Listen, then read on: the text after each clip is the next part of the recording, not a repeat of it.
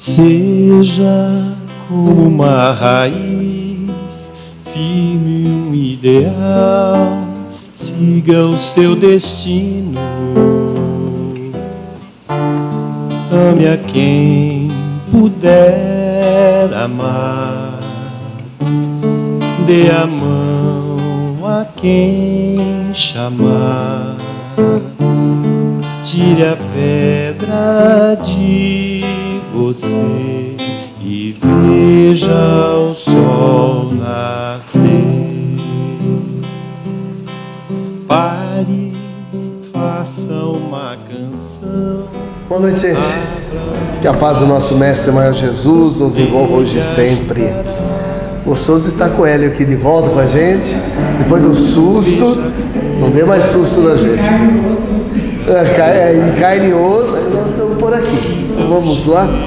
Hoje quem vai fazer o evangelho pra gente vai ser a Lili, que vai trazer um tema bem interessante, não aborrecer pai e mãe, né? Na moral estranha. E vai fazer a pergunta que número que é mesmo? É a pergunta 775. Qual seria para a sociedade o resultado do relaxamento dos laços de família? E é um tema bem atual, né, gente? A gente discute muito essa questão de família hoje, um pouco que a gente está se perdendo. E o que é importante e por que é importante a família. A Lili vai trazer isso pra gente. Só para a gente falar um pouquinho de família, para nós termos noção, como espíritos imortais que somos, a família é onde está inserido aqueles nossos irmãos com quem a gente mais necessita conviver. Então, se a gente não aproveitar esse momento e não melhorar esses relacionamentos, como eu vou conseguir querer melhorar o meu relacionamento com a sociedade? Então, mas a Lili vai trazer isso mais aflorado para a gente, mais claro. E depois a Fátima vai vir fazer para a gente as vibrações e nós vamos para o passe. Então convido a todos à nossa prece inicial. Quem quiser fechar os olhos, fiquem à vontade. Pai nosso que estais nos céus, na luz dos sóis infinitos, Pai de todos os aflitos neste mundo de escarcéus, santificado, Senhor, seja o teu nome sublime, que em todo o universo exprime concórdia, ternura e amor. Venha ao nosso coração o teu reino de bondade, de paz e de caridade na estrada da redenção. Cumpra-se teu mandamento, que não vacila nem erra, nos céus como em toda a terra, de luta e de sofrimento. Evita-nos todo o mal, dá-nos o pão no caminho, feito na luz do carinho do pão espiritual. Perdoa-nos, meu Senhor, os débitos tenebrosos de passados escabrosos, de iniquidade e de dor. Auxilia-nos também nos sentimentos cristãos, a amar nossos irmãos que vivem longe do bem. Com a proteção de Jesus, livra a nossa alma do erro, neste mundo de desterro, distante da vossa luz. Que a vossa ideal igreja seja o altar da caridade, onde se faça a vontade do vosso amor, assim seja. Uma boa noite a todos. Como o Jair nos colocou, a questão do livro, né, o que representaria para a sociedade se houvesse um relaxamento dos laços de família, e o capítulo 23 é a moral estranha. Hoje eu vou começar pelo Evangelho, tá? E prometo responder no final a questão do livro, porque o tema está muito ligado, né? Está muito relacionado. E o capítulo 23, gente, moral estranha. Nesse capítulo estão algumas passagens do Evangelho que causam uma certa estranheza quando nós ouvimos ou lemos pela primeira vez. Então Kardec ele começa com duas citações. A primeira é do Evangelho de Lucas, capítulo 14, onde Lucas narra que uma grande multidão acompanhava Jesus. E Jesus volta-se para essa multidão e diz: aquele que vier até mim e não odiar pai e mãe, mulher e filhos, irmãos e irmãs e a própria vida, não pode ser meu discípulo. Aquele que não carregar a sua cruz e não me seguir não pode ser meu discípulo. Dentre vós que estáis aqui, aquele que não renunciar a tudo não pode ser meu discípulo. E depois coloca ali em Mateus, o versículo 10, onde ele diz que aquele que amar mais pai e mãe do que a mim não é digno de mim. Aquele que amar mais seu filho ou sua filha do que a mim não é digno de mim. Então, tanto Mateus como Lucas colocam algumas condições para a gente seguir Jesus. E são condições desafiadoras. São citações desafiadoras. Não é por acaso que esse capítulo chama moral estranha. Porque não tem só essas duas passagens. Vocês vão ver nas próximas semanas que tem aquela daquele jovem que chega ali até Jesus, diz que queria ser seu discípulo e pede a Jesus que aguardasse, que ele primeiro ia enterrar o pai. E Jesus diz: deixa os mortos enterrar seus mortos. Então tem a passagem também, aquela onde Jesus diz: olha, eu vim causar a separação. Eu não vim trazer paz para vocês, eu vim trazer a espada. Então são passagens, gente, que causam essa estranheza. Por quê? Porque contrasta com a bondade, com a doçura, a benevolência, o amor que Jesus tinha por nós, a empatia que ele tinha com a gente, principalmente naqueles momentos difíceis. Contradiz com a característica de Jesus. E aí, como é contrário àquela figura que nós conhecemos de Jesus, a sua doçura, a sua bondade, quando pega uma passagem dessa, você deixa de lado, não tem importância. Ou a gente interpreta ao pé da letra. E aí usa para as nossas conveniências, para que a gente possa justificar algumas atitudes que nós temos ainda de falhas humanas, como se Jesus também tivesse falhas humanas. Muitas foram usadas e são usadas. É só a gente ver ali as guerras santas. Matava-se em nome de Deus, Como se diz, derramava-se sangue em nome de Deus.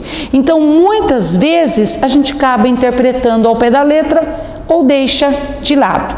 Lógico, que ao longo da história, com a nossa evolução, a gente também evoluiu nesse aspecto, Hoje já não é colocado de forma como se colocava antes, e principalmente quando chegou a codificação espírita. Essa capacidade do intercâmbio com a espiritualidade nos ajudou muito a compreender o significado dessas passagens. A doutrina espírita, gente, nos leva a um caminho seguro para a compreensão. Porque o nosso codificador Kardec, ele nos convida a usar o raciocínio. Para todo o Evangelho, usa o raciocínio, usa a lógica, usa a razão. E para essa questão desses temas que são polêmicos, que causam estranheza, que interpretamos ao pé da letra, Kardec fala: use uma questão impecável. Você parte do princípio: Jesus foi o espírito mais perfeito que esteve sobre a terra. Por quê? Porque Jesus, na realidade, foi a encarnação, gente, do sentimento mais nobre que existe, o amor. Jesus é a materialização do amor. Então, todo o seu ensinamento tem como base o amor. E o amor é um sentimento que constrói. Em momento algum ele destrói, gente. Amor constrói. Então, se nós interpretarmos ao pé da letra essa passagem do aborrecer o pai, de amar menos um pai, de odiar um pai, uma mãe, interpretado ao pé da letra, Jesus está nos levando a um sentimento que destrói. Ódio, abandono, destrói. Se nós interpretarmos ao pé da letra que ele veio trazer separação, espada. Nós estamos colocando em Jesus um conquistador sanguinário. E isso é contrário à paz.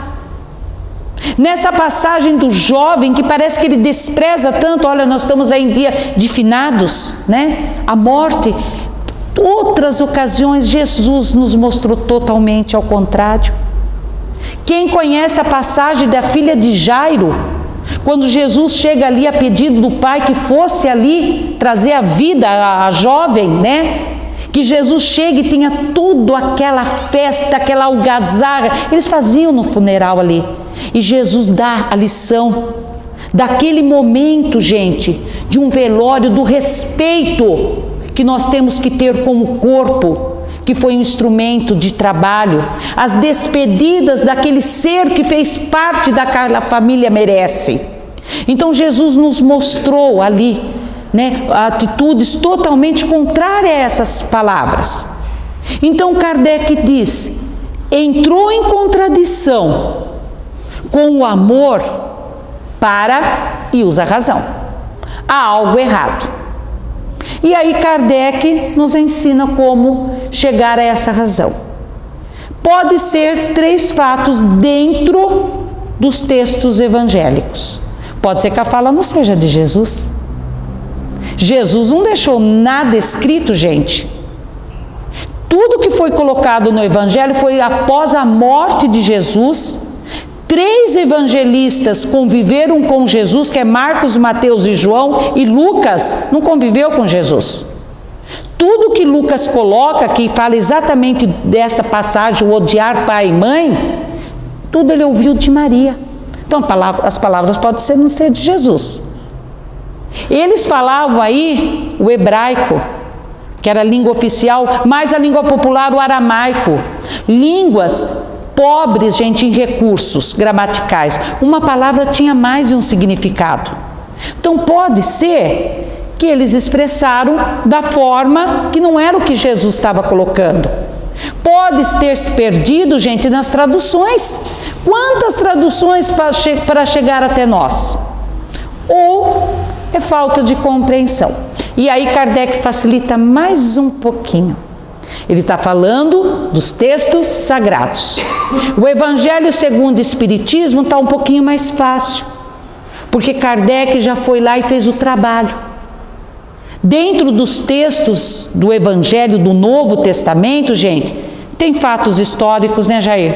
Os fatos, a vida comum do Cristo, os milagres, aquelas palavras que viraram um dogma das igrejas e o ensino moral, que é a parte principal. Kardec foi lá e extraiu para a gente a essência, o ensino de Jesus. Então as citações que estão ali pertencem a uma passagem de Jesus. Então qual é o problema nosso? Quando nós pegamos o Evangelho segundo o Espiritismo, compreensão.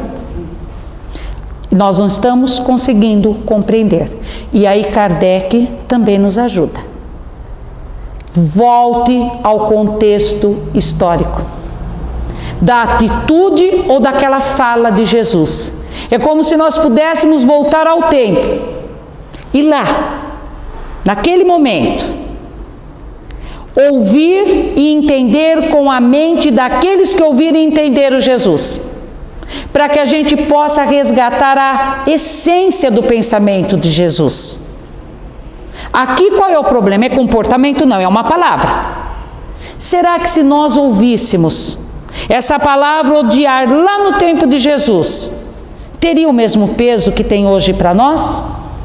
Foi assim que Kardec se sentiu, ele era humano. Quando ele chegou, ele se sentiu desta forma. O que Kardec fez? Pediu ajuda. Ele vai lá, pede ao senhor Pesani, que era um conhecedor do hebraico e do grego, e ele coloca no capítulo, gente. Quem leu esse capítulo lá no rodapé, né, Jair? Está a explicação. A palavra odiar, colocada por Jesus, foi usada como elemento comparativo e não como nós compreendemos a palavra odiar hoje. No tempo de Jesus, gente, era muito usado o elemento comparativo. A gente vê pelas parábolas. Quanto que Jesus usava o elemento comparativo. Aqui, nesse caso, odiar pai, mãe, irmão, a própria vida. Jesus usou o elemento comparativo oposto. De um lado o amor, do outro lado o ódio. O que Jesus quis dizer isso? Amar menos. Amar aí fica mais confuso ainda, né? Porque o odiar já era pesado. E agora Jesus está ensinando a amar menos. Sim, amar menos do jeito que nós humanos amamos. Nós amamos de formas diferentes.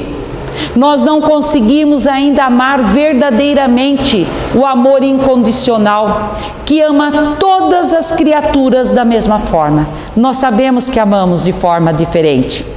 E dependendo da pessoa que nós amamos, é a forma como nós expressamos esse amor. O nosso amor às vezes não é ciumento, invejoso, doentio, possessivo, exige, reclama, adoece, como diz. É isso que Jesus está dizendo. Precisamos amar de forma menos egoísta, menos orgulhosa, menos de cobrança, de exigências, menos prisão, gente. O amor é um sentimento que liberta. Então a lição de Jesus é aqui. Precisamos aprender a amar de forma menos egoísta, menos invejosa, menos ciumenta. Essas condições ainda tão humanas que nós temos. Agora ficou com outro peso essa palavra para nós. Agora então a gente começou a compreender, né, gente? O que era esse odiar no tempo de Jesus. Então veja, muitas vezes nós temos que localizar o problema e buscar a ferramenta. É um comportamento? É uma palavra? Aí muitas pessoas falam, mas então fica difícil, né? Compreender o Evangelho. Porque o Evangelho é o Consolador prometido, não é?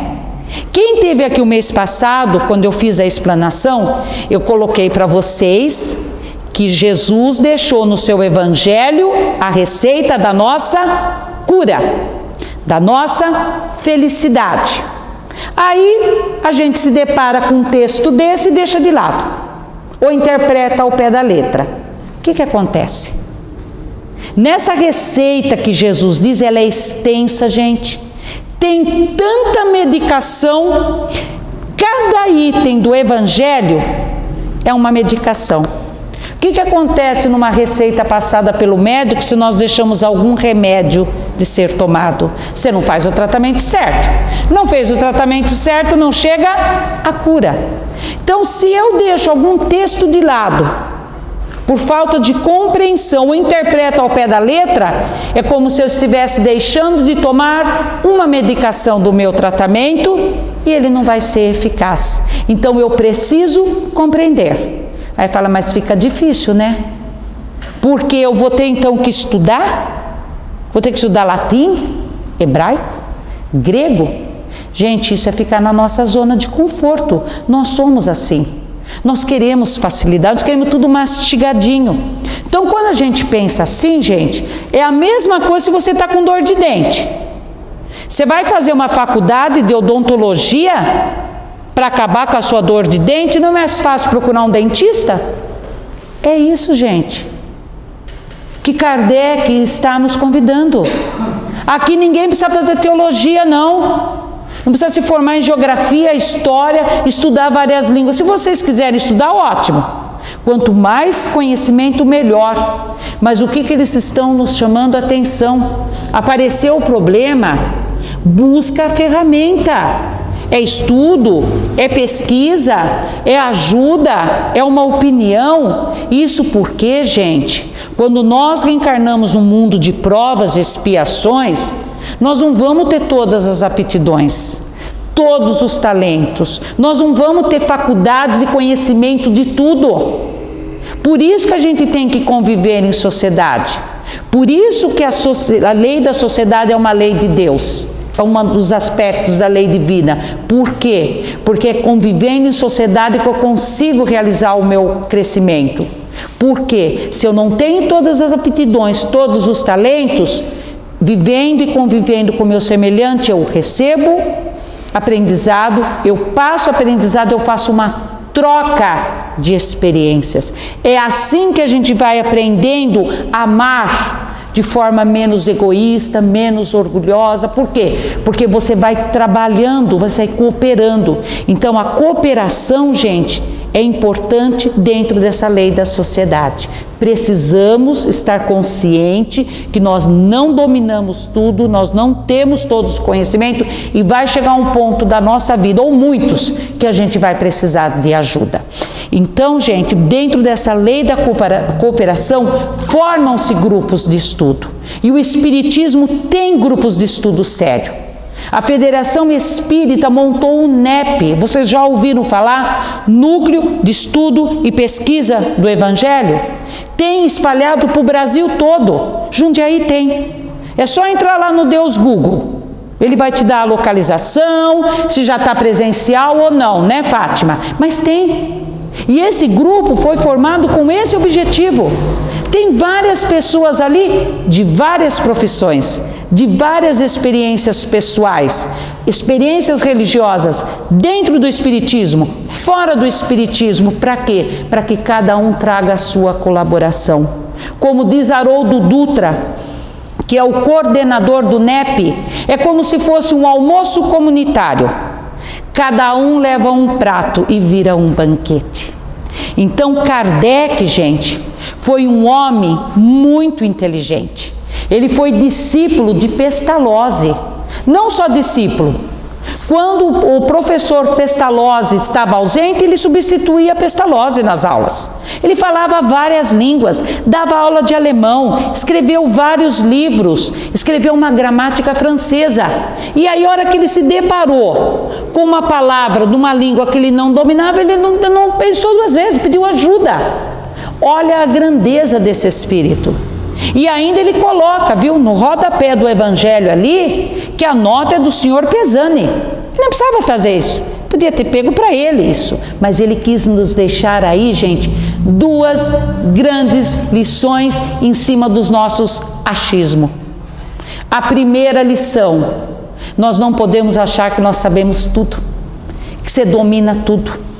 Segunda grande lição: nós não podemos achar que nós não precisamos de ninguém. Eu sou autossuficiente, eu sei tudo, eu domino tudo, não preciso de ninguém. E isso serve, gente, não é só de referência dentro do estudo religioso, não, é para todas as circunstâncias da nossa vida. Quando você se coloca nessa posição, eu sei tudo, eu posso tudo, é porque o amor orgulhoso, egoísta, cheio de vaidade está muito forte. E isso vai se tornar, gente, um entrave para o seu crescimento. Porque olha aqui dentro do Evangelho, Jesus usava elemento comparativo, e elemento comparativo da época. Falava das classes sociais, né? A gente viu muito escriba, fariseu, saduceu, samaritano. Falava dos costumes, das festas, né? Dos hábitos que eles tinham para frequentar os lugares. E falava das profissões, das atividades. Falava de pesca, de agricultura. Aí eu sou aquela pessoa que entendo de planta, aquele vasinho bonitinho que às vezes eu pego lá no mercado, né? Eu acho que é só pôr um pouquinho de água. Eu ponho muita água, ponho pouca água, né? Deixo no sol, não deixo no sol, a plantinha morre, eu vou lá, compro uma artificial, que diz assim, não consigo mexer com isso, é mais fácil, ela fica bonitinha lá. E vem Jesus com aquelas parábolas, parábola do semeador, da figueira, da árvore com bons frutos, e ele fala de germinação, de tempo de crescimento, de plantio. Eu não domino nada. Como é que eu vou usar o elemento comparativo? Dessa planta que eu não acompanho, não tenho conhecimento, como é que eu abro esse leque para eu poder colocar esse elemento comparativo como regra de conduta na minha vida? Não vou conseguir. Eu vou precisar compreender. Eu vou ter que entender porque o tempo do plantio, da espera, da paciência, da perseverança. Quando eu tenho conhecimento, eu abro o leque de compreensão, gente. Então, este é o objetivo de grupos de estudo. Esse é o objetivo de Kardec nos chamar a atenção para esse capítulo. Exatamente para que a gente aumente a nossa compreensão. É para isso. E aí muitos espíritas dizem, mas como vocês perdem tempo estudando? Por que em vez de ficar sentado estudando, vocês não vão fazer o que o Chico fazia? Vai fazer caridade. É exatamente isso. Nós estamos seguindo o Chico, que é a nossa referência de homem de bem. Porque aí quando a pessoa não estuda, a pessoa não pesquisa, não vai conhecer a biografia desses grandes espíritos, conhece aquele Chico da mídia, né? O Chico lá psicografando, o Chico consolando as mãezinhas, o Chico naquelas extensas filas distribuindo os alimentos. Mas enquanto o Chico teve saúde, visão, em particular, o Chico estudava todo dia, gente, para ele, para ampliar o conhecimento dele. Ele estudava, colocava ali as obras básicas, principalmente o Evangelho e o Livro dos Espíritos. Então, nos nossos achismos, o Chico precisa estudar. Nós não precisamos, né? Então, quando a gente se reúne, quando a gente busca, então você aprende, você passa, você faz uma troca de experiência, você constrói. Quando você fica nos seus achismos, já sei tudo, não preciso mais nada, você não sai do lugar. Aí eles falam, não, mas vocês estão querendo inovar demais com esses grupos de estudo, é muita inovação e vocês não estão sendo mais fiel a Kardec. Contrário. Grupos de estudos sérios estão sendo fiel a Kardec, sim. Ser fiel a Kardec, ser fiel à doutrina, ser fiel a Jesus, é de parecer o problema, vou buscar a ferramenta. É estudar, é pesquisar, é ir atrás de opiniões.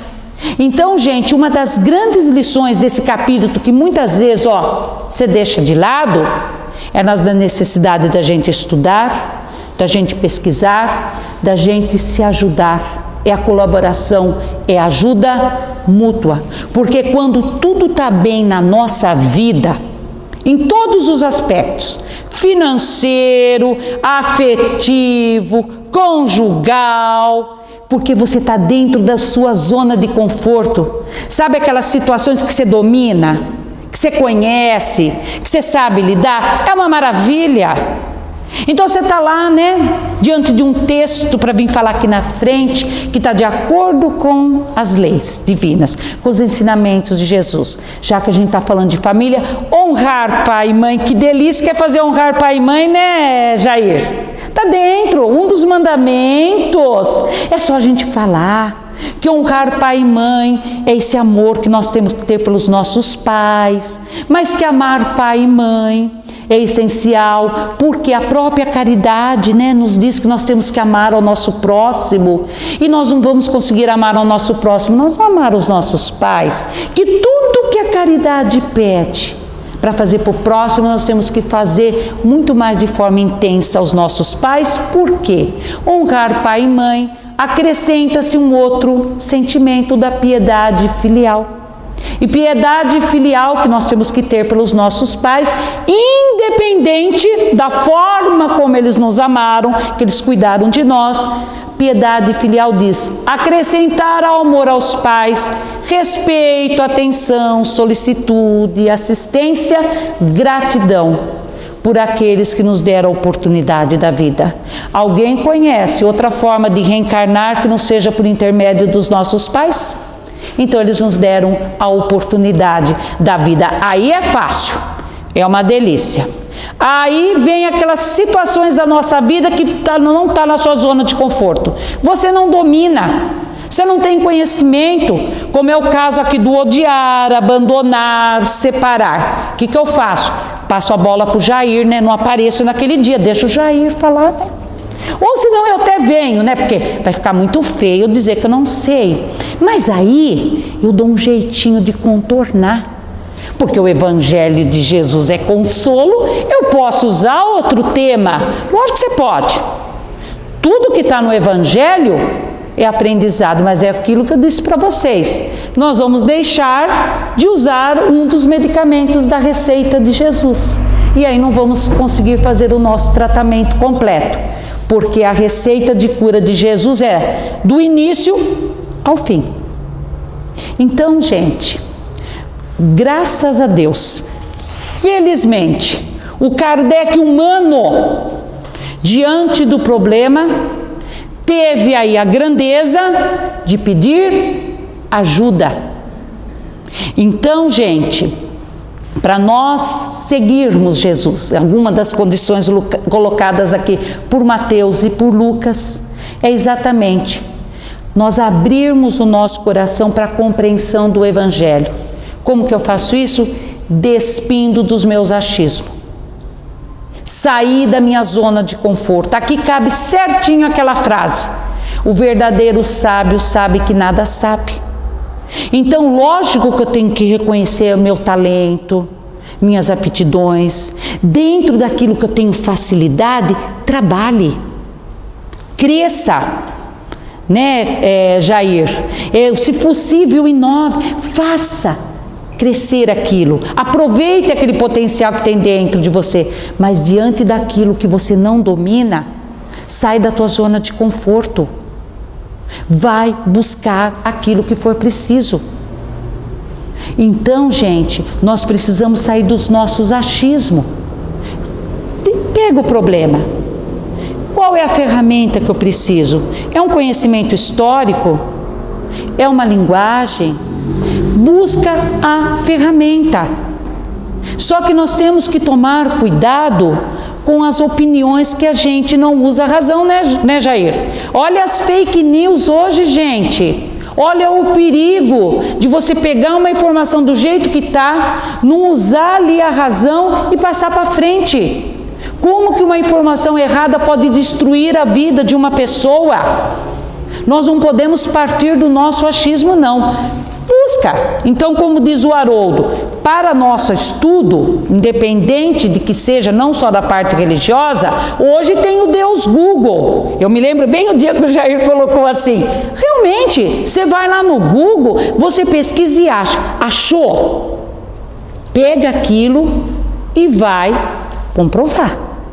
Vai buscar fontes seguras. Então, como diz o Haroldo, além da internet com o Deus Google, muitas vezes você tem que ter um atlas, um livro de geografia, de história, e no caso da parte religiosa, as obras confiáveis dentro do Espiritismo. Kardec, Chico, André Luiz, Emmanuel, pegou a informação lá, vai buscar neles. Ou vocês acham que Kardec, apesar de toda a inteligência, falou, agora é o livro dos Espíritos, pegou as 1019 questões, colocou um grupo de médiuns ali, fez as perguntas e codificou? Não, gente. O livro dos Espíritos começou a ser elaborado em 1854, para ser publicado em 1857. O que Kardec fez?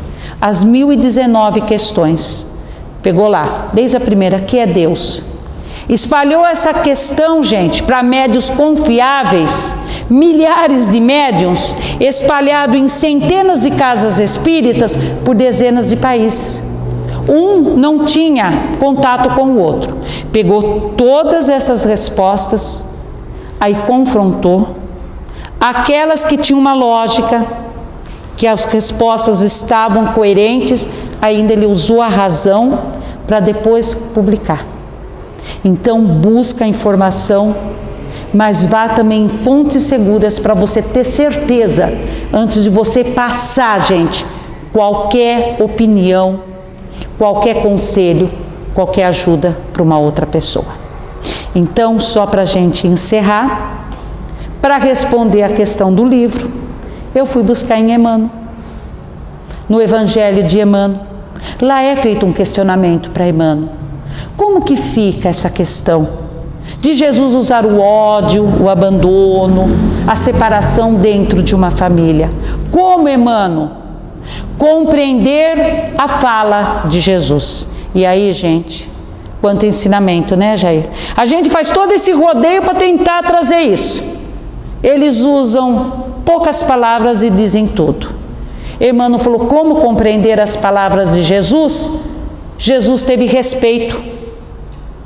Jesus respeitou o contexto histórico, respeitou a formação como era da família no tempo dos hebreus, como ele tratava os membros da família, como que eles demonstravam a afeição, como as palavras que eles usavam, e Jesus respeitou.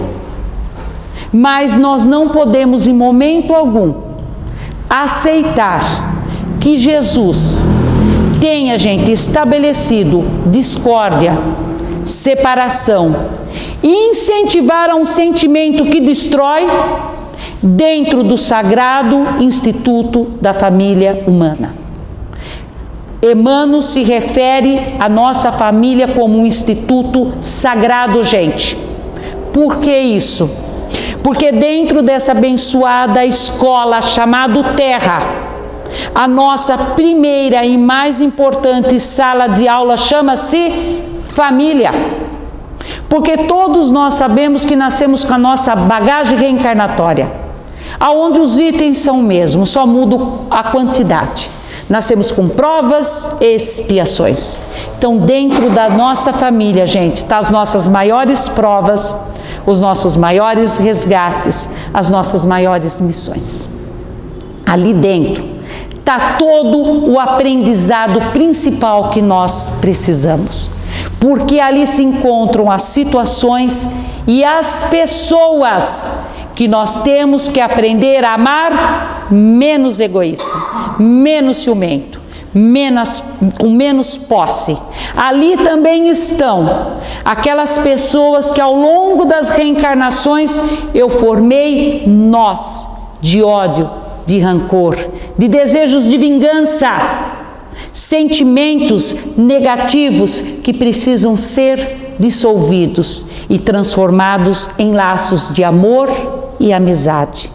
Então, Emmanuel respondeu: o que seria então se se desfizesse, se esses laços não fossem fortalecidos?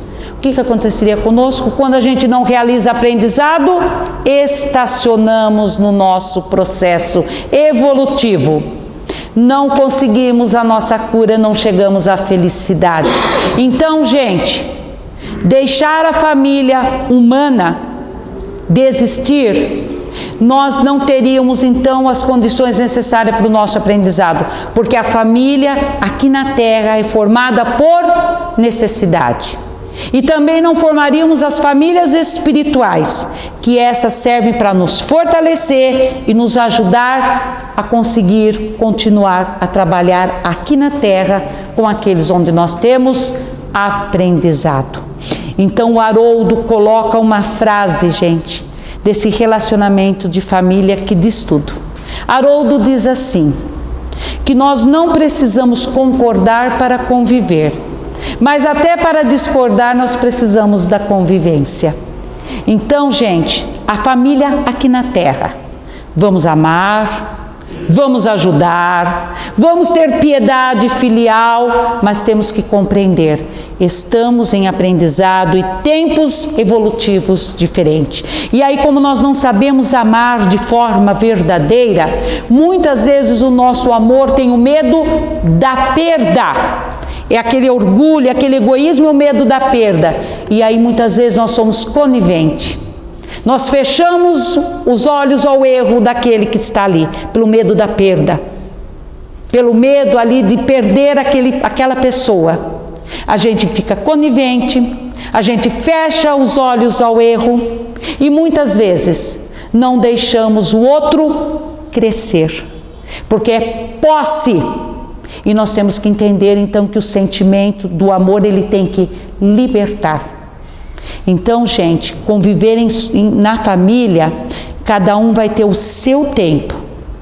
Então nós temos que aprender que infelizmente ainda nós amamos de forma diferente. Nós temos o amor paternal, fraternal, filial, conjugal, afetivo, tudo dentro da família.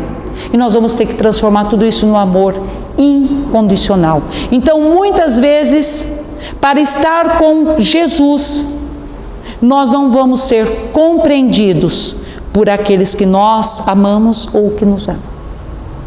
Então, gente, perceberam como o odiar aqui perdeu todo o sentido? A importância de nós aprendermos a amar cada vez mais de forma incondicional, porque Jesus diz que aprendendo a amar menos da forma humana, que nós, com tanta posse, com tanto orgulho, com tantos ciúmes, com tanto egoísmo, aprendendo a amar menos desta forma, nós poderemos ser o seu discípulo. E o que o discípulo é, gente? O discípulo segue aquilo que o seu mestre coloca. E Jesus nos pede para seguir o quê? As leis divinas, os mandamentos divinos, e facilita para nós. Ele diz, para me seguir basta amar. Ame a Deus sobre todas as coisas e ao próximo como a si mesmo. Quando Jesus colocou essa frase, era a forma como nós compreendíamos.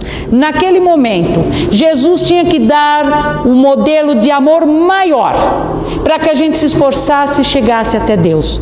Hoje nós já temos essa compreensão. Ninguém dá aquilo que não tem. Então, esta frase tem que começar do final para o início. Primeiro vamos conquistar o alto amor. Vamos amar a nós mesmos, para que a gente possa amar ao nosso próximo. E a porta de acesso a Deus é o nosso próximo. Mas aí Jesus coloca um complemento. Ele diz, amar a Deus sobre todas as coisas e ao próximo como a si mesmo, porém, amai-vos como eu vos amei. Então, nós precisamos aprender a amar como Jesus nos amou. E como é que Jesus nos amou?